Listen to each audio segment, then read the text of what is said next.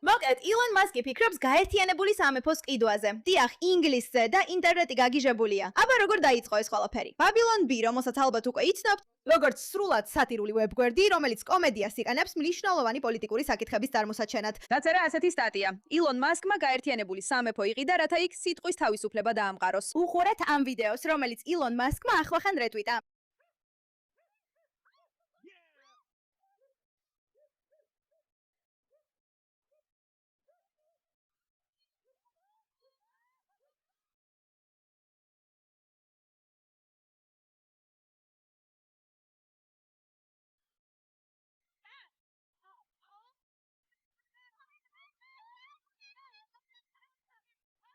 Behave.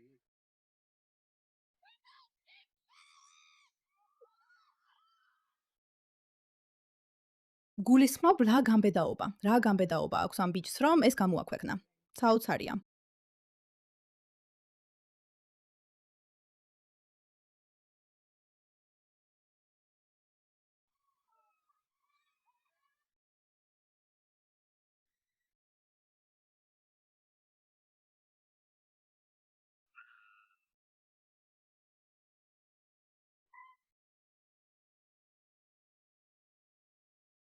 კარგი, საკმარისია ამაზე, რადგან რა თქმა უნდა, ბევრია ტექნიკური კითხვა იმაზე, შეუძლია თუ არა ილონ მასკს რეალურად ქვეყნის ყიდვა. და თუ იცით, რამდენი ვალია გაერთიანებულ სამეფოს, ალბათ არც ის რთულია ამის გაკეთება. მაგრამ რა თქმა უნდა, მე უბრალოდ ვაჯარბებ და ხუმრობ, რადგან კი ქვეყნის ყიდვა ძალიან რთული საქმეა.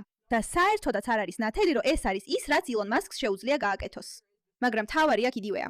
თავარი აქ უკიდურესად მნიშვნელოვანია, რადგან ის ცდილობს თქვას, რომ რაღაც უნდა გაკეთდეს. საჭიროა ცვლილება. და ინტერნეტი მას ეთანხმება.